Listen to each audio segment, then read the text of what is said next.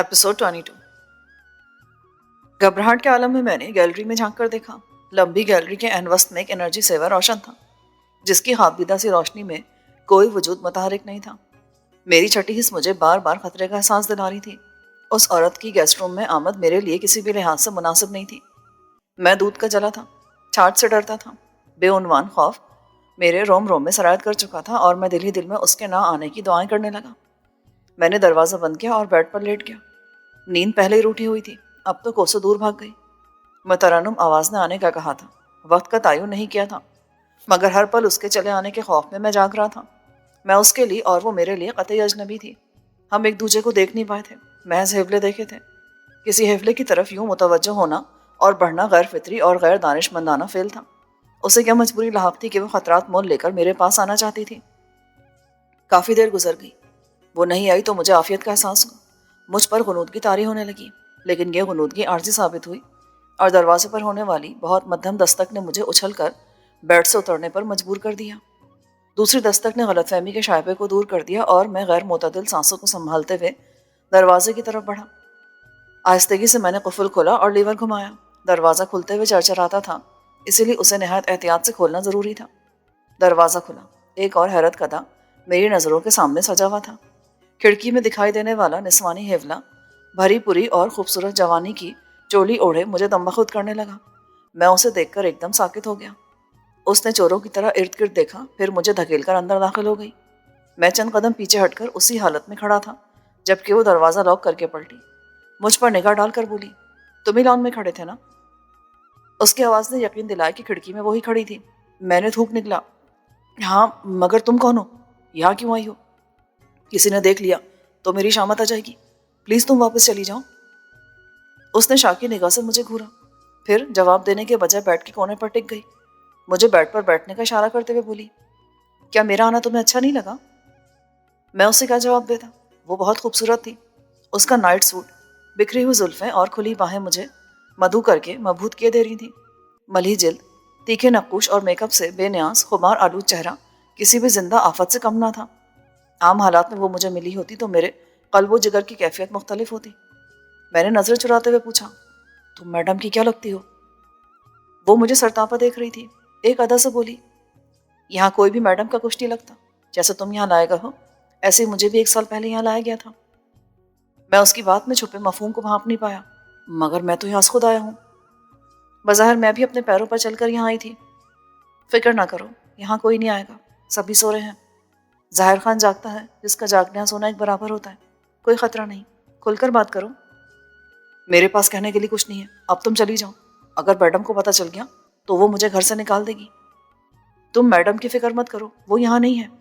कहाँ गई है? वो बता कर नहीं जाती कि कहाँ जा रही है। सुबह होती है तो सोने के लिए आ जाती है। अब तक अगर आ गई है तो अपने कमरे में होगी। वो टोले ने की याद ही नहीं है। उसके लहजे में छुपी हुई काट आया होने लगी।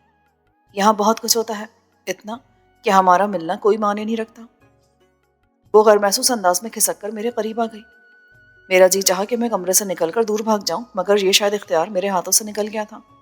उसने मेरा हाथ थाम लिया और सहलाते हुए बोली, तुम कितने अच्छे हो शहरियार, यही नाम बताया था ना तुमने? मुझे सब अच्छा नहीं लगता, परे हटो। वो चंद लम्हे तक मुझे देखती रही, फिर खिसक कर चंद बारिश की दूरी पर चली गई। मैं शायद तुम्हें अच्छी नहीं लगी, ये तो दिलों का सादा होता है। तय पा गया तो ठीक है, वरना खैर कोई बात नहीं। हम कुछ देर यहाँ बैठ कर बातें तो कर सकते हैं ना? हाँ, मगर तुम वहीं बैठी रहोगी। ठीक है। उसने मुझे मुस्कुरा कर देखा, फिर बातें करने लगी। मुझसे मेरे बारे में पूछने लगी। कोई आधा घंटा यूं ही गुजर गया। मुझे उसकी आमद की गर्ज़ व गैयत का पता न चला। महज बातें करने के इरादे से उसका आना बेदस यकीन था। तुमने मुझसे मेरा नाम नहीं पूछा। अब पूछ लेता हूँ, क्या नाम है तुम्हारा? सोनिया। मैंने नाम पहली मर्तबा सुना था। खूबसूरत नाम है। तो क्या मैं खूबसूरत नहीं हूँ? मैंने आंखें चुराई। तुम यहाँ क्या काम करती हो? मैं मैडम का हुक्म बजा लाती हूँ। वो क्या काम लेती है तुमसे? तुम्हें पता चल जाएगा। मेरे पास क्या करने आई हो? तुम्हें मिलने के लिए आई हूँ। अगर तुम चाहोगे तो आइंदा भी आती रहूंगी, बुरा मनाओगे तो कभी नहीं आऊंगी। क्या तुम्हारे दिल में नेकी करने का जज्बा मौजूद है? मैं समझा नहीं, कहना क्या चाहती हो? कुछ कहना नहीं चाहती, तुम्हें अपने कमरे में लेकर जाना चाहती हूँ। मगर क्यों? یہ تو تمہیں وہیں جا کر پتہ چلے گا. اگر کسی نے دیکھ لیا تو؟ یہاں کیا کسی نے دیکھا ہے؟ یہ تو گیسٹ ہاؤس ہے. یہ ساری کوٹھی ہی گیسٹ ہاؤس ہے. ڈرو مت, چلو میرے ساتھ, میں تجھے کچھ دکھانا چاہتی ہوں. میں اس کے ساتھ کہیں نہیں جانا چاہتا تھا, مگر نہ جانے کیا ہوا کہ میں اس کے ساتھ چلنے پر تیار ہو گیا. گیلری میں پہنچ کر اس نے میری کمر میں اپنا بازو حمائل کر دیا, اپنا آدھا وزن مجھ پر ڈالا اور اٹھلا کر بولی, دیکھو عورت مرد کو کیسے اپنے پیچھے چلانے میں کامیاب ہو جاتی ہے. میں نے ایک جھٹکے سے اس سے علیحدہ ہو کر کہا, اگر تمہارا رویہ یہی رہا تو میں لوٹ جاؤں گا. اس نے ایک ذرا مسکرا کر میری بات مان لی. آخری سرے پر کشادہ سیڑھیاں اوپر جاتی نظر آ رہی تھیں. ہم دونوں دبے قدم چلتے ہوئے فرسٹ فلور پر آئے. بڑا ہال کمرہ خالی تھا. اس عبور کر کے ہمیں کارپیٹڈ گیلری میں داخل ہوئے. یہ گیلری بھی آخری سرے تک خالی تھی. شاید رات کے اس پہر میں کسی کے بیدار ہونے کا احتمال نہیں تھا, اس لیے وہ کمال اطمینان سے اپنے کمرے کی طرف بڑھتی جا رہی تھی. اس کا کمرہ آخر میں تھا. اس کے کمرے کی آرائش ویسی ہی تھی جیسے میرے گیسٹ روم کی تھی. اندر سرخ رنگ کا نائٹ بلب روشن تھا, جس کی مدھم روشنی میں پہلی نظر میں کچھ واضح دکھائی نہ دیا. آنکھیں دیکھنے کی عادی ہوئی تو پتہ چلا کہ سونیا کے بیڈ پر کوئی لڑکی سو رہی ہے. اس کا مطلب تھا کہ وہ کمرے میں اکیلی نہیں رہتی تھی. یہ میری نئی روم میٹ ہے. میڈم نے اسے 1 گھنٹہ قبل میری تحویل میں دیا ہے. اس نے سرگوشی کی. شاید وہ نہیں چاہتی تھی کہ سونے والی ہماری آوازوں کے سبب جاگ جائے. میں ابھی تک یہ سمجھنے کی کوشش کر رہا تھا کہ وہ مجھے کیا دکھانے کے لیے یہاں لائی ہے. ہاں تو تم مجھے کیا دکھانا چاہتی تھی؟ اس نے میرا ہاتھ تھاما اور کھینچتی ہوئی بیڈ کی دوسری طرف لے گئی. اب سونے والی لڑکی کا چہرہ میری جانب تھا. روشنی کم تھی. میں نے اکتائے ہوئے انداز میں کہا, اسے دیکھ لیا, اب کہو کہنا کیا چاہتی ہو؟ اس نے میرا ہاتھ چھوڑ دیا. پلٹ کر دروازے کے دائیں جانب دیوار میں نصب سوئچ بورڈ تک گئی. ایک بٹن دبایا. کمرے میں روشنی پھیل گئی اور میری آنکھیں چندی آ گئیں. میں نے فوراً آنکھوں پر ہاتھ رکھ لیے. چند لمحوں بعد ہاتھ ہٹائے تو میری نگاہ خوابدیدہ چہرے پر پڑی. میں بری طرح چونک اٹھا. میرے پورے بدن کا خون میری آنکھوں میں سمٹنے لگا اور یوں محسوس ہوا جیسے میری ٹانگوں نے اچانک میرے جسم کا بوجھ اٹھانے سے انکار کر دیا ہو. میں پھٹی پھٹی نگاہوں سے پہلو کے بل لیٹی لڑکی کو دیکھنے لگا. میں اسے لاکھوں میں پہچان سکتا تھا. وہ سردار حیات خان کی بیٹی اسما تھی, جس پر خالہ جی جان سے فریفتہ تھا. میں نے گردن موڑ کر سونیا کو دیکھا. وہ عجیب سی نظروں سے مجھے دیکھ رہی تھی.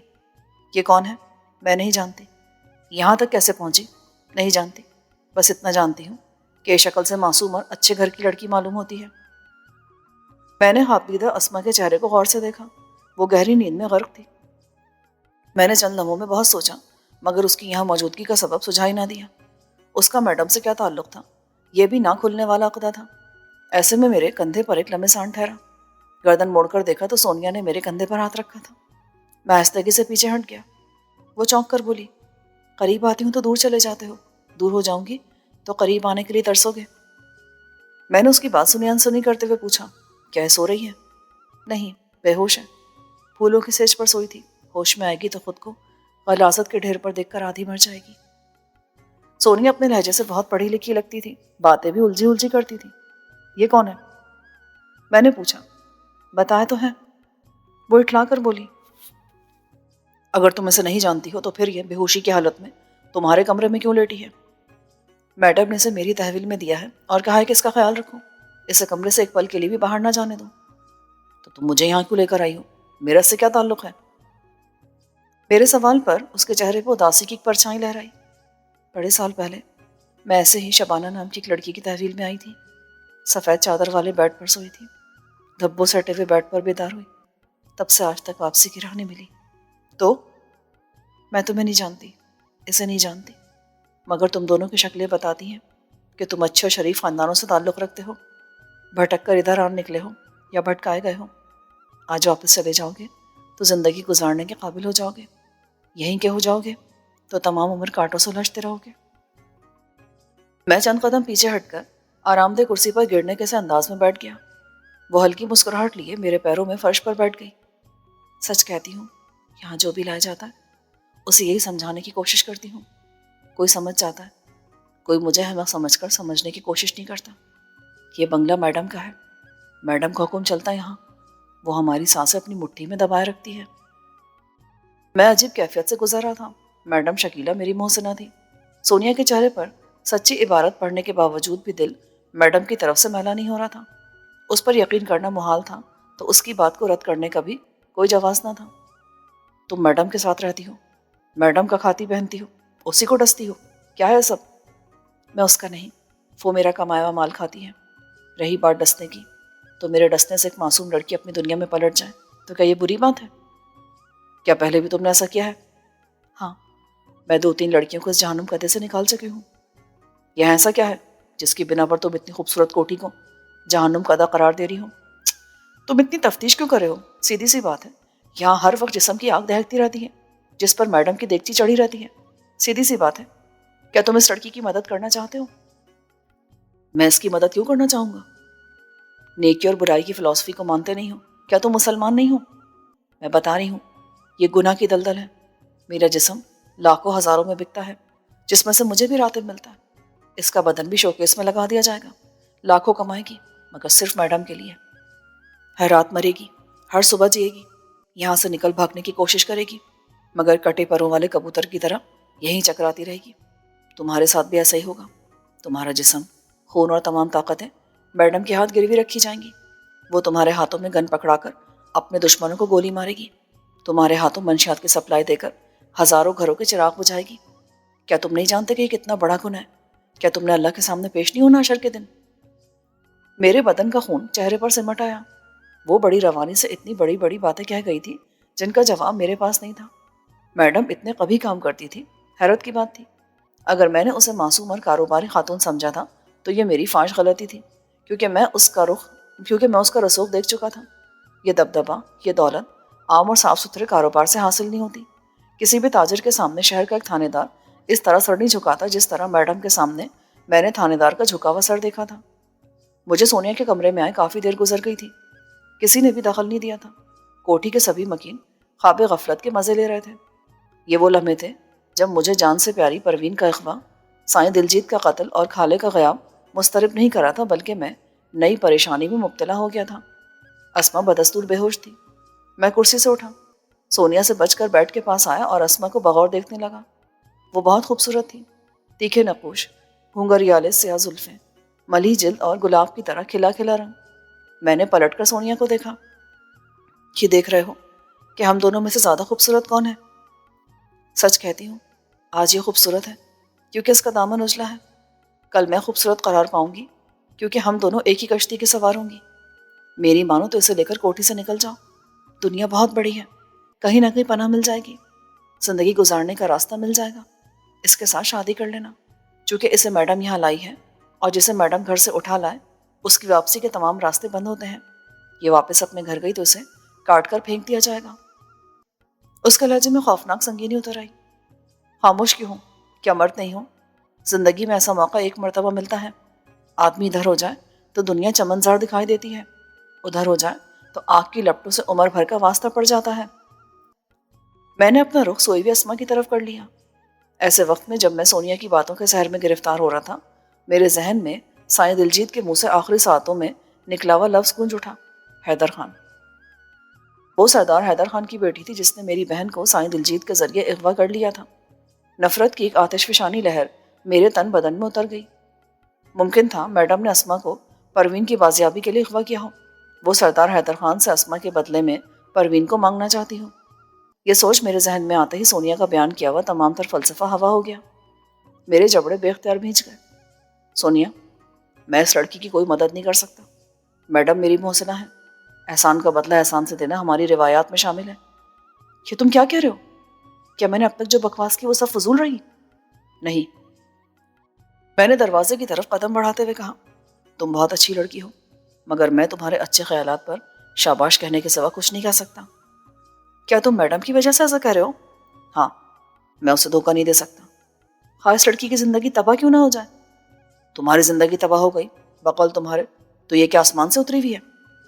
ایک نہ ایک دن تو تم میڈم کو چھوڑ ہی جاؤ گے، تب چھوڑ کر جانے سے پہلے میڈم کو بتا دوں گا، وہ تمہیں گولی مار کر سڑک پر پھینکوا دے گی پر جانے نہیں دے گی۔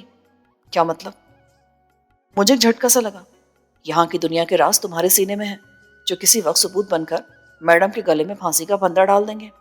میڈم بانس کو جلا دیتی ہیں تاکہ اس کے نام کی بانسری بجنے کا خطرہ نہ رہے۔ خوف کی ایک لہر میرے بدن میں اتر گئی مگر میں نے اپنے چہرے کے تاثرات سے اپنی اس کمزوری کو آشکار نہیں ہونے دیا۔ پرواہ نہیں، میں مرنا قبول کر لوں گا مگر منافقت کی سانس پھیپڑوں میں نہیں اتاروں گا۔ کیا اب میں جا سکتا ہوں؟ وہ برق کسی تیزی سے میرے پہلو سے نکل کر میرے اور دروازے کے بیچ حائل ہو گئی۔ اب کیا ہے؟ نیکی نہیں کرنا چاہتے؟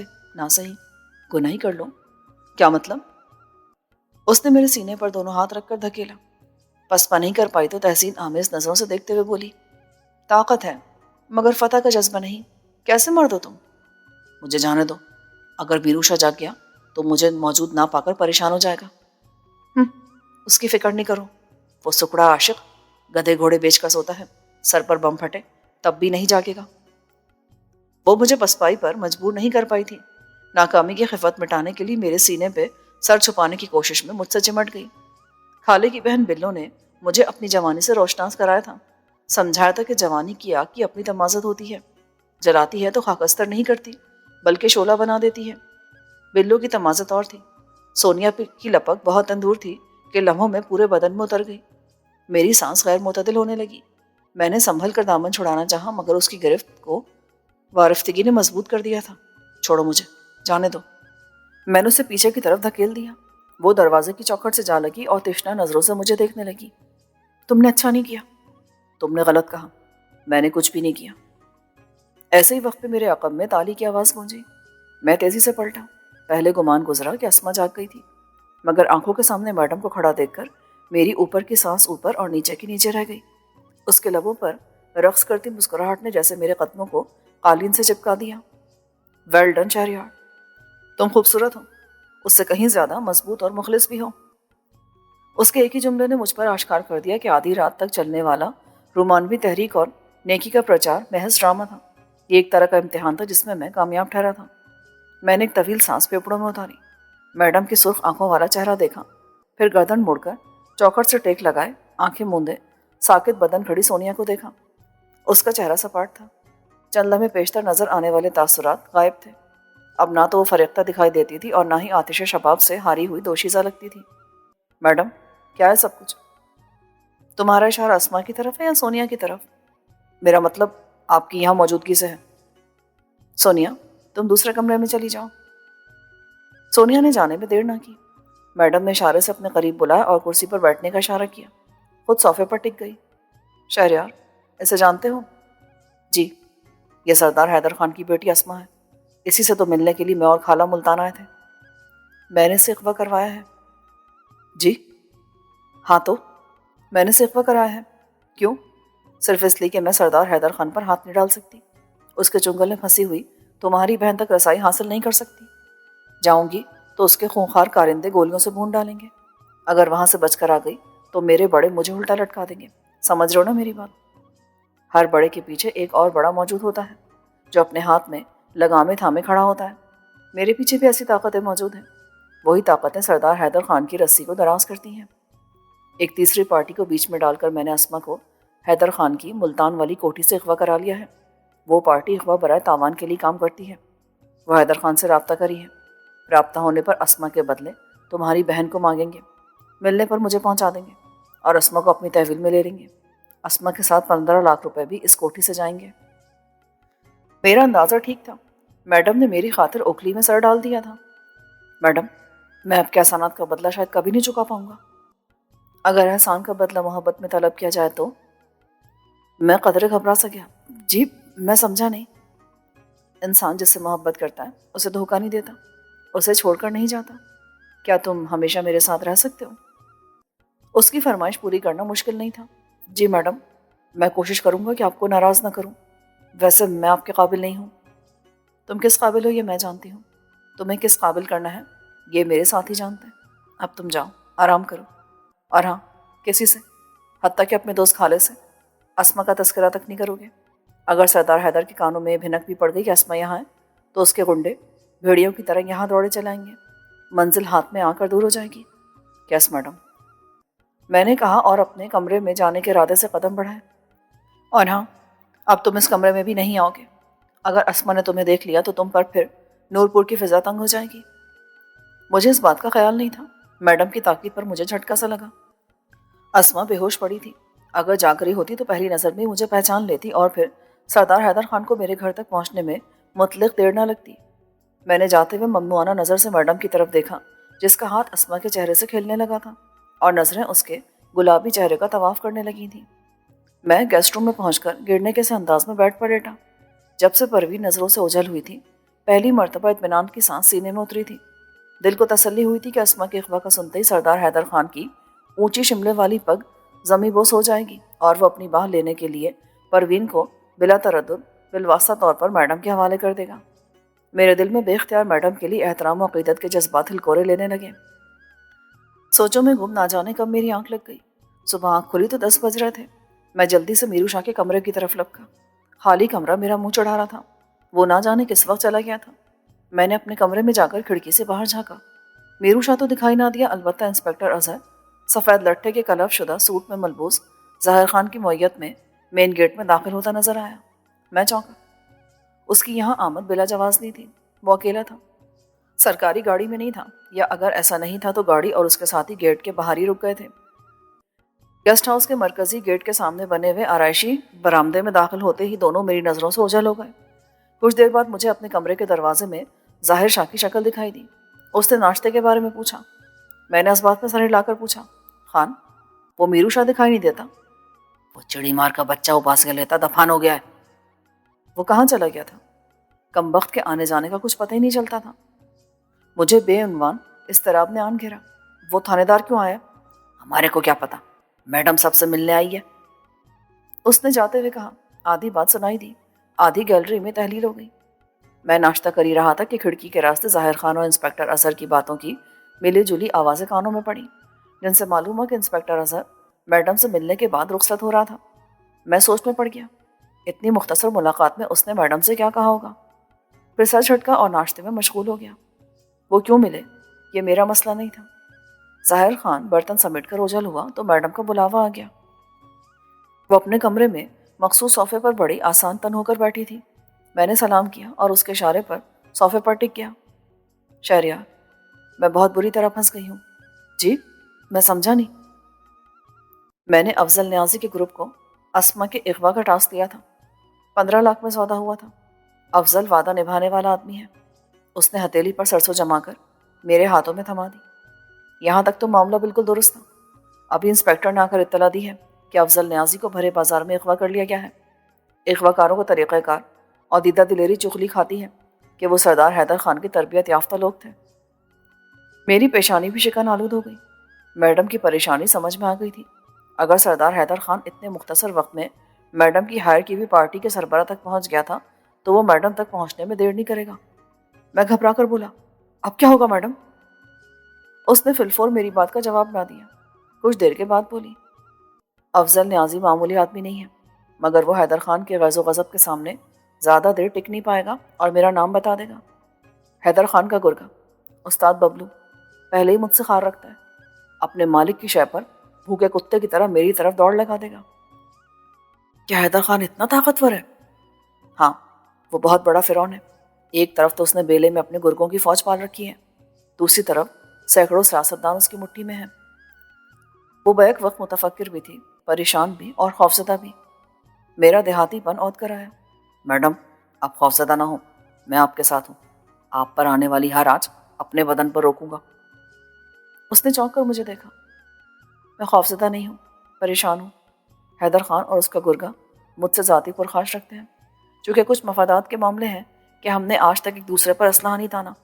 مگر شہریار، یہ زندگی عام دنیا کی زندگی سے بہت مختلف ہے۔ یہاں اپنے ہاتھ سے اپنے وفاداروں کو گولی مارنا پڑتی ہے تو اپنی جان دے کر ان کی حفاظت بھی کرنا پڑتی ہے۔ میرا گروپ بڑا مضبوط ہے، مجھ پر میرے جانثار انگلی نہیں اٹھنے دیں گے۔ کوئی گن اٹھانے کی جرات کیسے کرے گا؟ مگر یہ لوگ بہت قیمتی ہیں، ایک بھی مارا گیا تو ناقابل تلافی نقصان ہوگا۔ اتنے میں اس کے دائیں پہلو میں صوفے پر رکھا موبائل بجا۔ اس نے کال ریسیو کی۔ پہلے وہ ادھر کی بات سنتی رہی، پھر ٹھہرے ہوئے انداز میں بولی، کیا تم لوگوں نے اپنے باس کی بازیابی کے لیے کچھ نہیں کیا اب تک؟ دوسری طرف کی بات سن کر وہ تانا زن لہجے میں بولی، تم لوگوں پر آ جائے تو نیازی بھڑک اٹھتا ہے، خون کا بازار گرم کر دیتا ہے۔ تم ہو کہ وہ بھرے بازار میں اغوا ہو گیا اور تم لوگ ہاتھ پہ ہاتھ دھرے بیٹھے ہو۔ موبائل فون کے اسپیکر سے پھوٹنے والی توجہ سننے کے بعد قدرے استہزائیہ انداز میں بولی، ارے واہ، پولیس ڈپارٹمنٹ کو پتہ چل گیا ہے کہ افضل نیازی کو سردار حیدر خان نے اغوا کرایا ہے اور تمہیں پتہ ہی نہیں چل رہا۔ بہت خوب بھائی، تم لوگ میری فکر نہ کرو، اپنی فکر کرو، اور اگر نمک ہلا لو تو شام ڈھلنے سے پہلے اپنے باس کو ڈھونڈ نکالو، ورنہ تم سب لوگ بے موت مارے جاؤ گے۔ اس نے لائن کاٹی اور اسکرین کو گھورنے لگی۔ افضل خان کا چہیتا تھا، پوچھ رہا تھا کہ باس کے اغوا میں کس کا ہاتھ ہو سکتا ہے۔ ابھی پوچھتے پھرتے، جب کبھی اس تک پہنچ پائے تو گلی سڑی لاش کے سوا کچھ ہاتھ نہیں آئے گا۔ میں خاموش رہا۔ اس نے مجھ پر توجہ دیے بغیر کئی لوگوں سے فون پر رابطہ کیا اور مختلف ہدایات دی۔ اس کی باتوں سے میں صرف یہی اندازہ لگا سکا تھا کہ اس نے تمام لوگوں کو پوزیشنیں بدلنے، اپنے دفاع میں قلعہ بند ہونے اور اسلحہ سنبھال لینے کے ہنگامی احکامات صادر کیے تھے۔ اس نے میرو شاہ کو فون کیا۔ میرو شاہ، تم کسی نہ کسی طرح استاد ببلو کے سر پر سوار ہو جاؤ، محتاط انداز میں اس کی نگرانی کرو۔ وہ جب بھی اپنے گنڈے لے کر اڈے سے نکلے مجھے بتا دینا۔ میں C2 میں جا رہی ہوں، سبھی لوگوں کو میں نے C1 اور C3 میں جانے کا آرڈر دے دیا ہے، اوکے؟ میرو شاہ نے اپنے مخصوص انداز میں کچھ کہا جسے سن کر میڈم کے ہونٹوں پر مسکراہٹ تیر گئی۔ تم کبھی بھی انسان نہیں بن سکتے، جو کہہ رہی ہو وہ کرو، ورنہ ہم اپنا نقصان کر بیٹھیں گے۔ فون بند کر کے وہ مجھ سے مخاطب ہوئی۔ شہریار، تم مجھے اچھے لگتے ہو، اگر چاہو تو واپسی کا راستہ بھی کھلا ہے، چاہو تو میرا ساتھ دو۔ وہ ایک جھٹکے سے کھڑی ہو گئی۔ میں بھی کھڑا ہو کر مضبوط لہجے میں بولا، میڈم، مجھے آپ کی دنیا اچھی نہیں لگی، مگر آپ سے اچھا تو دنیا میں کوئی نہیں ہے۔ میں آپ کے احسانات کے بار تلے دبا ہوں، جان دے سکتا ہوں، چھوڑ کر نہیں جا سکتا، جو ہوگا دیکھا جائے گا۔ دیکھ لو، گولیوں کے شور میں اپنی آواز بھی سنائی نہیں دیتی، خون بہنے لگے تو جسم ٹھنڈا پڑنے لگتا ہے، جذبات کی دستکیں بجھنے لگتی ہیں، پھر انسان پچھتاووں کی لپیٹ میں آ جاتا ہے۔ اکثر پچھتانے کی بھی مہلت نہیں ملتی ہماری دنیا میں۔ میڈم، میرے ماں باپ کسی ظالم بھیڑیے نے برسوں پہلے قتل کر دیے تھے۔ مجھے نہ تو قتل کی وجہ معلوم ہو سکی، نہ میرا ہاتھ قاتل کی گردن تک پہنچ پایا۔ والدین کے بعد میرا دنیا میں ایک ہی رشتہ بچا تھا، بہن کا۔ بہن سائیں دلجیت کے ہاتھوں سے گزر کر سردار حیدر تک پہنچ گئی ہے۔ خدا جانے کس حال میں ہے، زندہ ہے یا مردوں سے بدتر ہے۔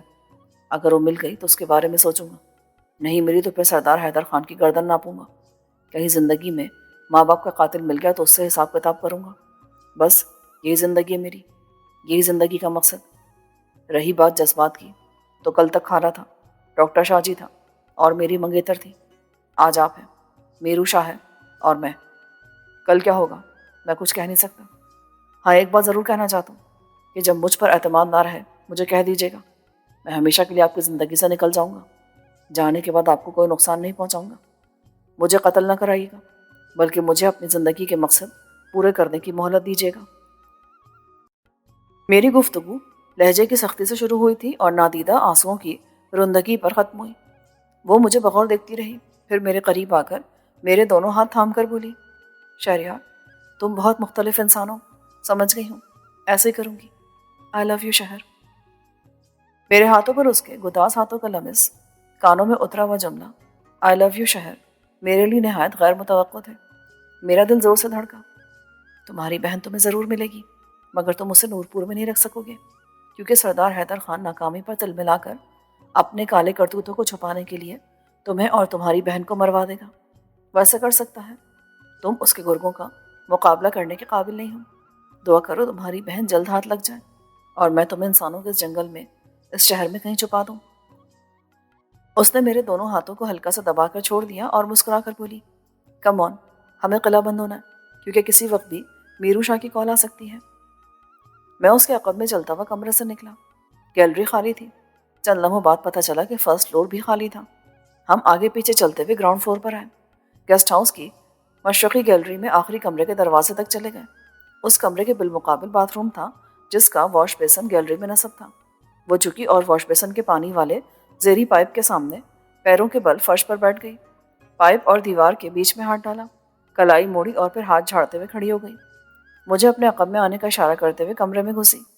یہ بالکل اسی نوعیت کا کمرہ تھا جس طرح کے کمرے میں مجھے ٹھہرایا گیا تھا۔ جہازی سائز کے بیڈ کا چکر کاٹ کر باتھ روم کی طرف بڑھی۔ میں بیڈ کے پاس ہی رک گیا۔ وہ باتھ روم میں چند لمحوں تک مصروف رہی، پھر اس کی آواز آئی، شہریار آ جاؤ۔ میں باتھ روم میں داخل ہوا، دیکھا کہ فلش کے پار 2 فٹ چوڑائی کی حامل سیڑھیاں موجود تھیں۔ میڈم دوسرے زینے پر کھڑی پلٹ کر مجھے دیکھ رہی تھی۔ میں اس کے پیچھے چلتا سیڑھیوں تک آیا۔ اس نے دیوار کے ساتھ کمر ٹکا کر مجھے نیچے جانے کا اشارہ کیا۔ دونوں دیواروں کے مابین محض 2 فٹ کا فاصلہ تھا۔ اتنی جگہ نہیں تھی کہ میں گزر سکتا۔ میری ہچکچاہٹ پر وہ بولی، گزر جاؤ نا، میں نے راستہ بند کرنا ہے۔ میں 3-4 सीढ़ियां उतर कर रुका और पलट कर देखा तो वो बैठी दीवार की जड़ में कुछ कर रही थी। मेरी हैरत दो चंद हुई जब मैंने दाएं हाथ वाली दीवार को आहिस्ता से सरकते हुए सीढ़ियों और बाथरूम के दरमियान हाइल होते देखा। चंद लम्हों बाद यूं लगने लगा जैसे सीढ़ियों के सामने ऑफ वाइट कलर की दीवार चुन दी गई हो। 0 वाट का बल्ब रोशन ना होता तो कुछ दिखाई ना देता। वो चंद लम्हे दीवार की जड़ में बैठी रही, फिर खड़ी होकर जीने उतरने लगी। जीनों का अख्तिताम एक कुशादा कमरे में हुआ जो सामान से भरा हुआ था। हमवार छत में 3 ट्यूबलाइट्स रोशन थी। पहली नज़र में स्टोर महसूस हुआ क्योंकि कई क्रेट साइज की 24 पेटियां, आम इस्तेमाल का घरेलू सामान और कुछ थैले तरतीब के साथ रखे हुए नजर आ रहे थे। कमरे में कोई दरवाज़ा नहीं था। मैडम ने मोबाइल पर किसी से रब्ता किया और कहा, स्टोर का दरवाज़ा खोलो। मैंने चौंक कर देखा, सिवाय सीढ़ियों के खला के कोई दरवाज़ा नहीं था। मैं हैरान रह गया जब 24 पेटियों के अकब में 15-16 फुट लंबी दीवार आहिस्तगी से दाएं हाथ खिसकने लगी और नुक्कड़ में खला नमूदार हुआ। 2 बाय 13 फुट चौड़े खला के पार एक तवील गैलरी दिखाई दी। मैडम ने गैलरी में कदम रखा ही था कि फायर की आवाज़ हमारे कानों में पड़ी। वो चौंक कर पलटी, हरी अब शरिया, अटैक हो गया है।